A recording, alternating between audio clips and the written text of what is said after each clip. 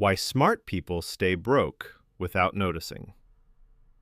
You're sitting at your desk and someone asks you to explain compound interest. You do it in 2 minutes. No notes. You know what an index fund is. You understand inflation. You've probably given a friend better money advice than they could get from half the internet. And then Friday comes. You open your bank account, and the number doesn't match the version of yourself you have in your head. Here's the strange part. You're not irresponsible. You're not lazy. You're not even bad with numbers. The problem might actually be the opposite. Because smart people don't usually lose money through obvious mistakes. They lose it through good explanations, through purchases that sound reasonable, through decisions that feel strategic in the moment and confusing 3 weeks later. And that's what makes it hard to fix. When a bad decision sounds intelligent, you don't question it, you defend it. In this video, we're looking at 8 money traps that catch intelligent people specifically, not because they don't understand money, but because they're very good at explaining why this time is different. The first one usually hits hardest at the end of a long day. Smart people spend their days making decisions, comparing options, solving problems, reading between the lines, managing details that other people miss entirely. And by the time the day ends, they don't feel reckless. They feel exhausted. That matters more than most people realize, because unnecessary spending rarely happens when you're alert. It happens when your brain hits a wall and says, I cannot make one more careful decision today. So you order food instead of cooking. You buy the thing you were only supposed to look at. You add the upgrade because the decision to skip it feels like extra work. None of it feels dramatic in the moment. You're not thinking, I'm ruining my finances. You're thinking, I deserve one easy thing tonight. And sometimes you do. That's real. The problem is when one easy thing becomes the automatic reward for every difficult day, and you don't even notice it's happening because each individual choice is so small and the reasoning always sounds fair. The fix isn't more willpower. If your financial system only works when you're rested and disciplined, it's not a system, it's a mood. Smart people are unusually vulnerable to one specific kind of marketing, the kind that doesn't sell a product, it sells an identity. Not just coffee, a person who understands coffee. Not just a notebook, a person who thinks deeply. Not just a gym membership, a person who is finally becoming disciplined. And this is where it gets tricky, because quality is real. Taste is real. There is nothing wrong with wanting your life to feel intentional. But the moment a product becomes symbolic, the price stops mattering the way it should. You're no longer asking, do I need this? You're asking, am I the kind of person who deserves this? And that is a much more expensive question. You've stopped evaluating the object, you're evaluating yourself. Before you buy the premium version of something, try asking one question. Am I actually improving my life here? Or am I renting a personality for the next few days? That question alone can save you a surprising amount of money. Not because the answer is always no, but because you'll start noticing how often the honest answer is the second one. Smart people are usually good at recovering. They've solved problems before. They've landed better jobs. They've figured things out under pressure. They've found a way through. So when they overspend, they don't panic. They calculate. I'll earn it back. The next project will cover it. My income will probably be higher by then. And sometimes they're right. That's what makes this trap so effective. The issue is that the money you spent today is real. The income you're counting on is still imaginary. It might arrive on time, or it might come 6 months late with unexpected expenses attached. You don't know yet. This is how intelligent people create real financial pressure while feeling completely responsible. They're not ignoring the math. They're using optimistic math. And optimistic math feels almost identical to honest math, until it doesn't. One line worth keeping somewhere. If today's spending only makes sense once your future self becomes richer, today's spending is probably too high. Not always, but often enough to check. Analytical people don't want to do money badly. So before they invest, they research, then they compare, then they watch more videos, then they build a spreadsheet. Then they find a better spreadsheet online and start over. And after all of that, they still do nothing.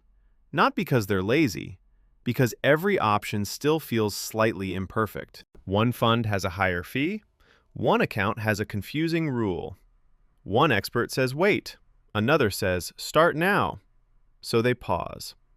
And the pause feels responsible because they're still learning. Meanwhile, someone less analytical set up a boring, automatic transfer on their first paycheck. Maybe $300 a month, maybe $500. Nothing dramatic, just automatic. No genius strategy, no perfect timing. They never found the optimal setup because they weren't looking for one. 3 years later, they have real money sitting in that account. The analytical person has more knowledge and a very detailed spreadsheet. This is genuinely painful because it feels unfair. But money doesn't reward the most elegant plan. It rewards the plan that actually runs. A decent system you use will always beat a perfect system you're still designing. Smart people love learning. That's usually a strength. But learning can quietly become a very respectable form of avoidance. You buy the course, you save the thread, you subscribe to the newsletter, you download the guide, and you tell yourself, this is an investment. Maybe it is, but only if it changes what you actually do. A course you don't finish is not an investment. It's a receipt. A book you buy but never apply isn't growth. It's decoration for your ambition. Here's why this trap works so well. The moment you buy the course, the anxiety goes down. You feel like you're catching up. You feel like you're taking action. You feel like the future version of you has been activated. That emotional relief is real, and it's immediate, which is exactly why it gets purchased again and again. Before you buy the next one, ask yourself this: what will I do differently within 7 days of purchasing this? Not eventually, not someday, within 7 days. If there's no clear answer, you may not be buying education. You may be buying relief. And relief is one of the easiest things in the world to sell to smart, anxious people, because it looks exactly like progress. Smart people want the big move, the better job, the business idea, the investment insight, the one decision that changes the trajectory. So when someone suggests tracking small expenses, it sounds almost insulting. $10 here, $15 there. It feels too minor to be worth serious attention. And for a single purchase, that's probably true. A $10 choice is not a financial crisis. That's exactly why it gets ignored. But small money has one advantage that intelligence tends to underestimate. It repeats. $10 a day isn't a single decision. It's a habit. And over years, habitual spending quietly compounds in the same way that savings do, just in the wrong direction. Smart people often lose to simpler financial habits, not because they know less, but because they're waiting for a decision that feels proportionate to their capabilities, something worth thinking hard about. Meanwhile, the small stuff leaks. If an expense happens often enough, it stops being small. It becomes part of your lifestyle. And lifestyle is much harder to cancel than a purchase. Some expenses aren't really about the thing itself. They're about staying in the room, the right dinner, the right bar, the right trip, the right neighborhood, the right clothes for the right people. And for ambitious people, this gets genuinely complicated, because sometimes it does matter. Being around serious people can open real doors. Showing up presentably is not vanity, it's context. So the spending is easy to justify. This is for my career. This is how opportunities happen. Sometimes that's true, but sometimes you're not investing in your network. You're paying an emotional entry fee. You're paying to avoid feeling behind. You're performing financial confidence you don't quite have yet and getting charged for it every weekend. Nobody sends you a bill labeled status anxiety. It shows up as dinner, drinks, travel, gifts. It never feels optional in the moment. Choosing the cheaper option feels like admitting something about yourself. But if belonging to a certain room requires quietly damaging your actual future, that room is more expensive than it looks. And the people you're trying to impress are probably dealing with the same bill. This last one is the most specifically intelligent trap. Smart people can construct beautiful reasons for spending. Life is short. Money is meant to be used. Experiences matter more than numbers. You can't take it with you. And none of those thoughts are wrong. That's what makes them dangerous. A meaningful life shouldn't be only about accumulating. Joy is real. Comfort is real. Some things are worth paying more for. But notice the pattern. These philosophies almost always appear right before a purchase you already wanted to make. They rarely appear when it's time to automate savings. Nobody thinks, life is short, I should finally build my emergency fund. Nobody thinks, you can't take it with you, so I should stop carrying credit card debt. The philosophy almost always points in one direction: spend now. That's not wisdom. That's selective wisdom. Real wisdom should help you live better both today and in 5 years. If your philosophy only defends today's impulse, it might just be what desire sounds like when it gets dressed up. So what actually helps? Not becoming colder, not removing enjoyment from your life, not turning everything into a spreadsheet. The real answer is to stop building a financial life that depends on you being at your best every day. Because your best isn't always available. You need something that works when you're tired, insecure, excited, trying to impress someone, or just bored on a Tuesday night. 3 things hold up under those conditions. First, make the good decision before the emotional moment arrives. Automate savings the day money comes in, not whatever is left at the end of the month. Before your brain starts negotiating, the decision happens once. The money moves before you see it. Second, add a waiting period to identity purchases.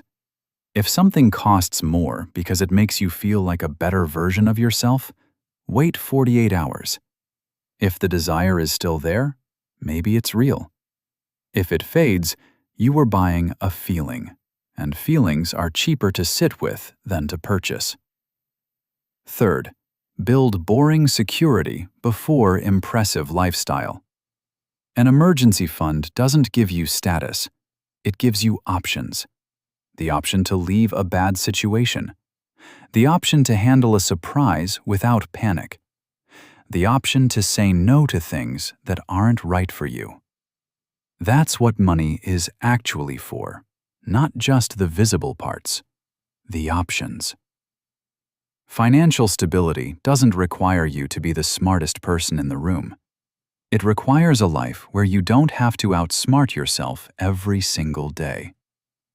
If one of these 8 hit a little too close, good. That's where it starts.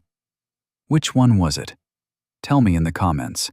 And if you know someone who's sharp, ambitious, and somehow always running low, send them this. They might laugh at first. Then they'll probably recognize themselves by number 3.